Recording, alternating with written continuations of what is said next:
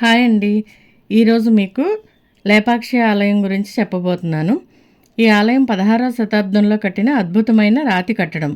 కూర్మశైలం అని పిలువబడే ఒకే కొండను తొలిచి ఈ ఆలయాన్ని చెక్కారు శిల్పులు.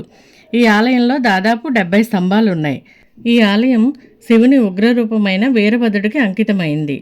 16వ శతాబ్దంలో విజయనగర సామ్రాజ్యంలో గవర్నర్లుగా ఉన్న సోదరులు వీరన్న మరియు విరూపన్న ఈ ఆలయాన్ని నిర్మించారు. వీరు రాజధానం వెచ్చించి వీరభద్రాలయం కట్టించారట. ఈ గుడికి ముఖ్య ఆకర్షణ వేలాడే స్తంభం. స్తంభం యొక్క ఆధారం భూమి నుండి కొన్ని అంగుళాలు స్పష్టంగా వేరు చేయబడి ఉంటుంది. ఉదాహరణకు ఒక వార్తాపత్రిక లేదా వస్త్రం గుండా వెళ్ళడానికి ఒక ఖాళీ ఉంటుంది. ఈ గుడి బయట వేరొక కొండపై ఒక పెద్ద వినాయక విగ్రహం ఉంది. అలానే 7 పడగలతో కూడిన నాగుపాముతో కూడిన శివలింగం కూడా ఉంది. ఈ విగ్రహాన్ని శిల్పులు 1 గంటలో చెక్కారని చెప్తారు. ఈ కొండపైన విరూపన్న 7 ప్రాకారాలు గల ఆలయం కట్టించగా ఇప్పుడు 3 ప్రాకారాలు మాత్రమే ఉన్నాయి. ప్రాకారం గోడలు చాలా ఎత్తుగా ఉంటాయి.